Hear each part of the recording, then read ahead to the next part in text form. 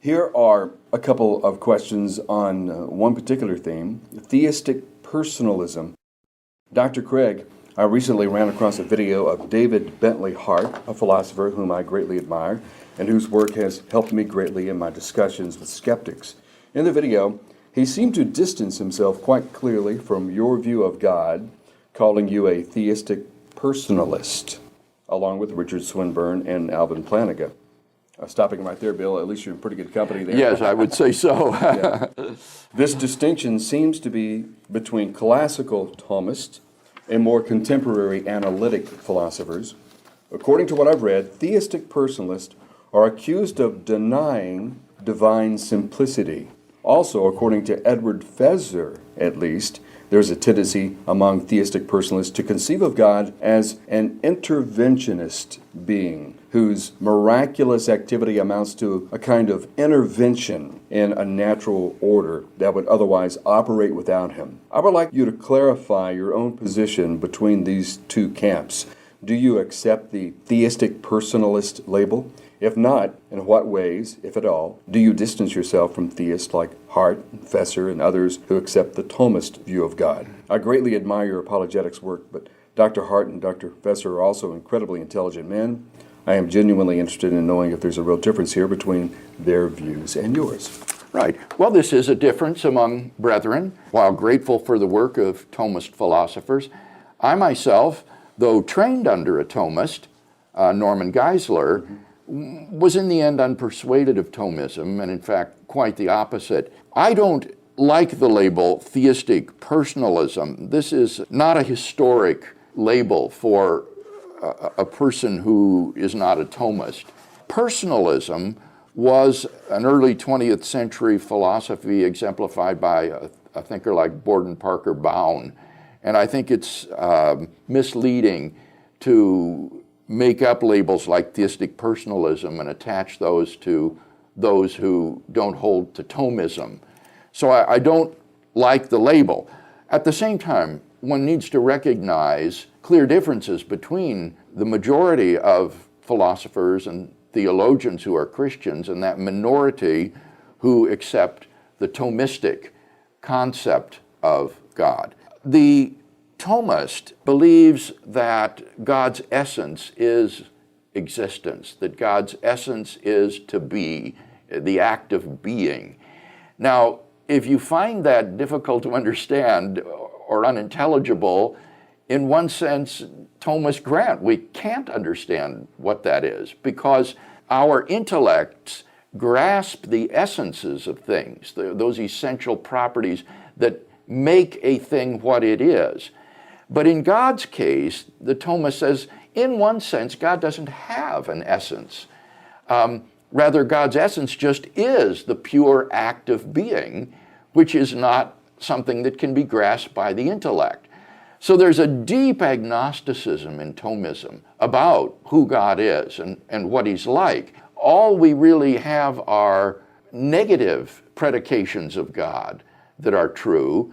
There are no univocal predications of God that are true. At best, we can speak of God analogically, in the same way that I can say that food is healthy on the analogy of a person's being healthy. Now, clearly, the food is not healthy in the same sense that a person is healthy.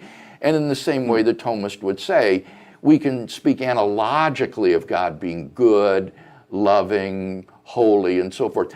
But these are not univocal concepts when applied to God. We really have no univocal knowledge or concepts of God on Thomism because he doesn't have an essence that we can grasp. It's just the pure act of being.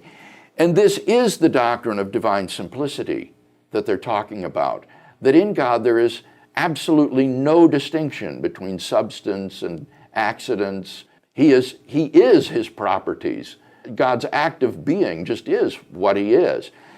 And I find this doctrine to be not only incomprehensible, but as I say, really unacceptable. It leads to a deep agnosticism about the nature of God, and I think that the biblical concept of God is one of a God about whom we can know a great deal as to his essential nature. And I think it's ultimately unintelligible to say that God is his properties or that there are no distinctions within God. I've offered a criticism of the doctrine of divine simplicity in J.P. Moreland in my book, Philosophical Foundations for a Christian Worldview, published by InterVarsity. In the chapter on the coherence of theism, I discuss the various attributes of God, like goodness, omnipotence, omniscience, and so forth. And one of those that I discuss is simplicity. And so if you're interested in finding a critique of this doctrine, take a look at that section of the chapter on the coherence of theism in Philosophical Foundations.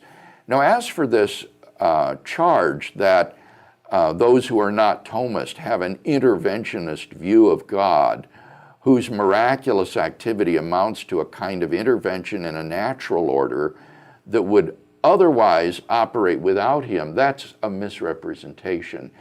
Anyone who believes that God conserves the world in being recognizes that apart from God's conservation of the world in being, the world would simply be annihilated, and there would be no natural order that would operate independently of God. Nevertheless, Thomists and non-Thomists alike recognize that God can act in these series of secondary causes to bring about events that would not be within the productive capacity of the natural causes in that order of secondary causes.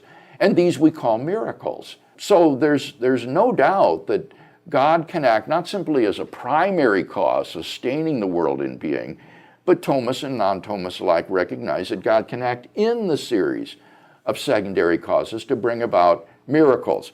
And I think we both agree that apart from God's sustaining activity, there would be no natural order. God preserves the world in being.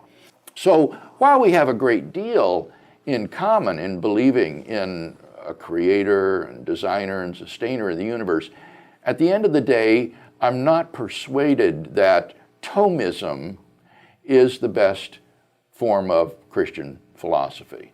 I have to tell you a personal story. I was in Norm Geisler's office several years ago, and he had some shelves of books and papers and things, and he had them labeled, and one was labeled Thomism with all these books and papers. And I said, Norm, you read all that? He goes, unfortunately, yes, I had to read all of that. This is a similar question. Hello, Dr. Craig. I have a question that concerns me deeply. I am a seminary dropout who is experiencing radical shifts in how I understand faith. I grew up in a fundamentalist evangelical home, but no longer consider myself an evangelical. I would even say that I am very much against it. I just know that I am a Christian without knowing what kind of a Christian I am. Let's stop there. Anything that you can comment on that, Bill? Well, he doesn't tell us what led him to drop out, and he doesn't tell us what his beliefs are today. And I would just encourage this fellow, he doesn't give us his name, that if his reasons for abandoning his fundamentalist evangelical background are cultural or social, that he needs to hold to the essentials of biblical theology, which I think is expressed in evangelical thinking. And he can do that without the cultural and social accoutrements that often accompany the evangelical subculture. And so I hope he's not throwing the baby out with the bathwater. He continues, for the past few years, I've been reading a lot about the doctrine of God, especially on how we should conceive of his being. At least two Christian authors I know, Herbert McCabe and David Bentley Hart, have made the claim that the God that you and I are used to worshiping, you as in Dr. Craig, isn't the God of the Bible. Or, in the least, he isn't the God that Augustine or Aquinas have worshipped. Let me interrupt at that point. I would say that the God of Thomism, the God of Aquinas, is the God that's difficult to reconcile with the God of the Bible. The God of the Bible is described, as I say, in univocal terms as holy, loving, the creator of the world, related to us in various ways, knowing us, loving us, causing us. And all of those things are denied by Thomism because its concept of God is so radically different than the biblical concept of God. Thomas's concept of God is shaped by Aristotelian philosophy, which had been newly discovered in the Middle Ages. It had been lost to the West, but preserved in the Islamic world, and then began to be mediated back again into the Latin-speaking West from Jewish and Muslim thinkers. And it constituted a tremendous threat to Christianity, this pagan Greek thought that antedated Christianity and had such an incredible metaphysical system that was so different from the Bible. This was a great threat to Christianity. And what Aquinas did was to synthesize, or baptize, as it were, Aristotelian philosophy with Christian theology. And that synthesis, I think, results in a concept of God that is very, very difficult to square with the Bible. It forces you to regard the descriptions of God in the Bible as very non-literal, even in affirming that he is loving and just and holy and so forth. So I would absolutely resist the idea that the God that I and this fellow are used to worshiping isn't the God of the Bible. It's not the God of Aquinas, I would say, but it certainly is the God of the Bible. This reminds me of a term that comes up when we're reading theology often, that God is wholly other. Well, and this is what this fellow, I think, is starting to get into. You see, if God is wholly other, the holy here for our listeners is WHOLLY, Yeah. Holy, entirely other. other. If God is entirely other, then we have no positive concept of God, no positive knowledge of God. Really, you can't even say that God exists because he is wholly other.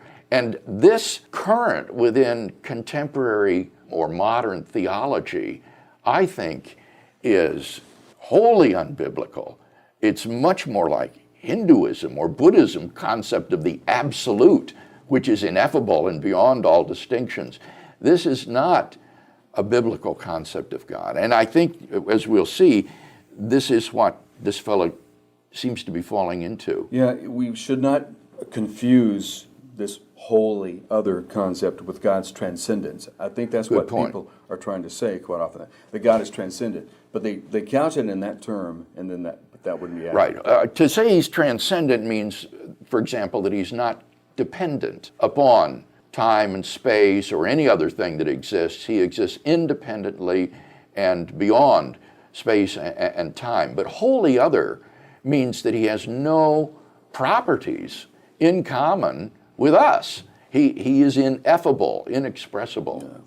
This reader continues, McCabe emphasizes over and over that God is not that thing that explains why any one fact in the world is.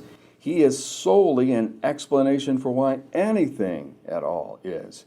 To make God into an explanation of this or that, example, why I live in the USA, why my grandpa died, why Dr. Craig is smarter and also better looking than me, is to conceive of God as a being, Lowercase b. Lowercase b, and not being, capital B. Right. Or the ground of being, and therefore to commit the sin of idolatry. Yeah, this is so typical of modern theology, and I just absolutely disagree with this. The Bible has the idea of God as a being. He is a being who sustains the world, has created the world, who loves you and me, and who is providentially active in the world. He is not only the sustainer of the world, the explanation of why anything at all exists, but he also providentially orders history toward his previsioned ends.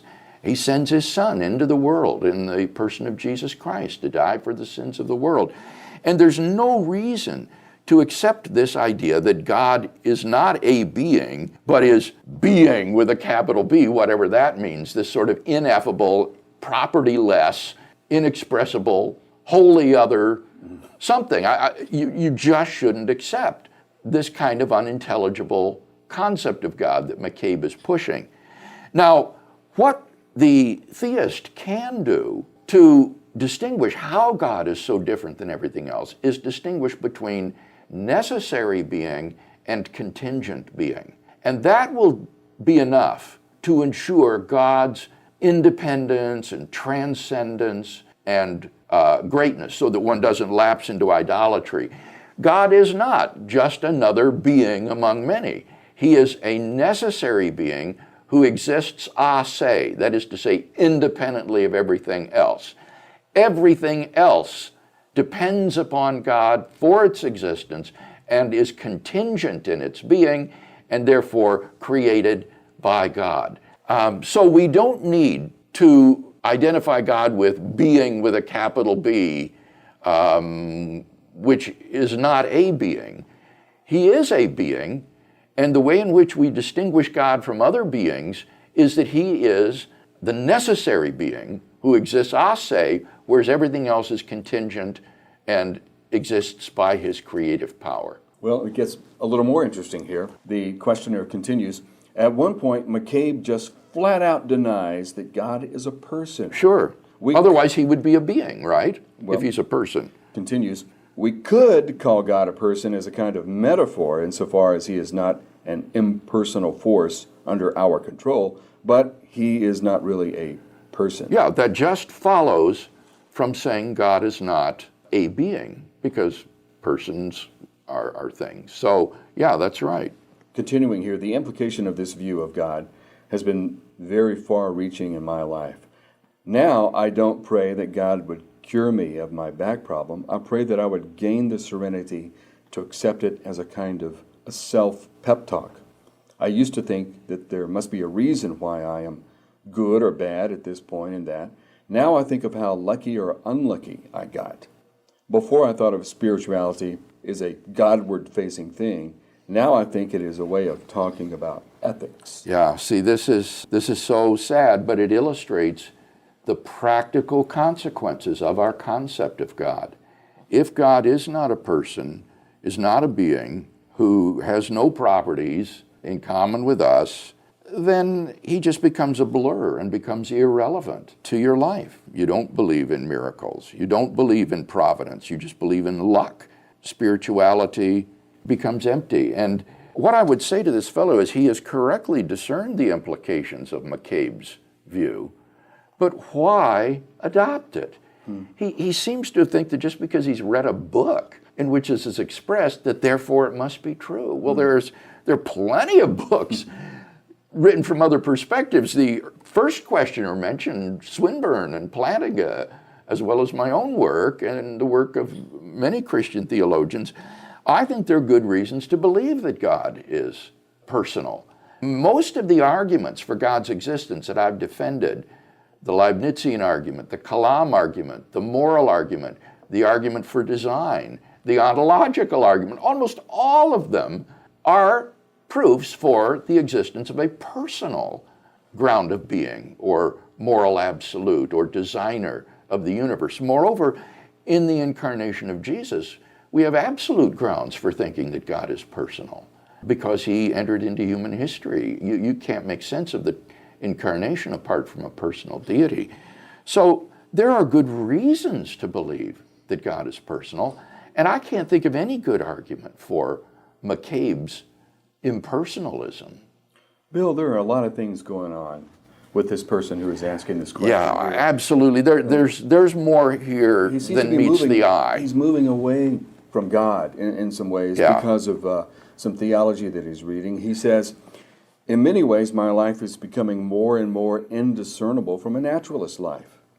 To be sure, there are radical differences, such as that I believe that God, however you conceive him, is the meaning of the whole of and my own existence, and that this at least partially means that I put ethics above all else. And yes, I do believe in the historical person of Jesus and his resurrection, and yes, I have very conservative ethical views. Which is inconsistent with his impersonalism, right? If he thinks it through to its implications, he's going to give up belief in the historical person of Jesus or his incarnation and resurrection. And he's going to have to probably give up these ethical views that he has as well, because I think moral values and duties especially needed to be grounded in a personal moral absolute. How he's going To ground the existence of moral values in an impersonal, characterless being is beyond me. So he's not yet seen, I think, the truly dreadful consequences of this sort of view he's adopting. But I want to say to this fellow that I suspect that there are non-intellectual factors at work here, emotional factors that are leading him to repudiate his fundamentalist evangelical background, and that he is accepting too quickly views for which there's no good argument, and he hasn't explored the good arguments that there are for traditional theism, and that he needs to reassess the trajectory that he's on and come back to